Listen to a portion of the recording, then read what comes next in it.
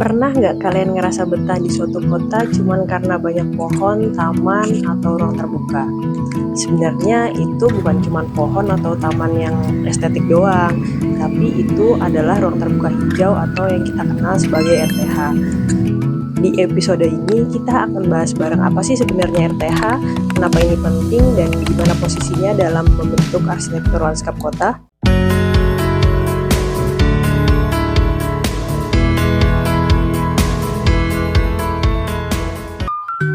Nah, kalau kita ngomongin soal lanskap sendiri, itu adalah gambaran wajah permukaan bumi yang terdiri dari berbagai elemen alami ataupun buatan gitu ya.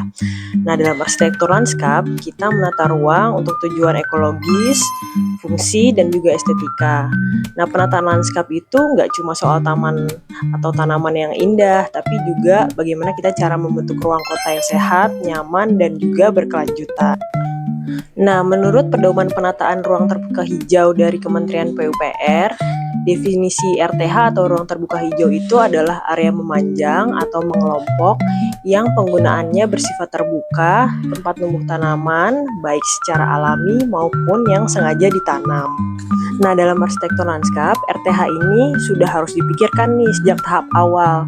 Kalau kita bisa breakdown, itu misalnya kita bisa pisahin mulai dari perencanaannya atau landscape planning, mulai dari skala kota atau kawasan. Kemudian kita bisa kecilin lagi menjadi site planning, mulai dari perancangan tapak. Kemudian kita bisa kerucutkan lagi menjadi detail landscape design. Jadi kita akan memilih elemen taman apa aja sih yang harus kita tanam dan vegetasinya.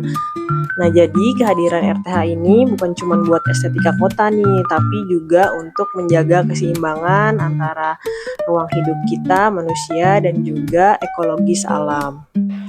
So, last but not least, jadi kalau kita bicara soal kota, itu nggak ideal kalau nggak bicara juga soal RTH. Sebenarnya RTH itu bukan sekedar ruang hijau biasa.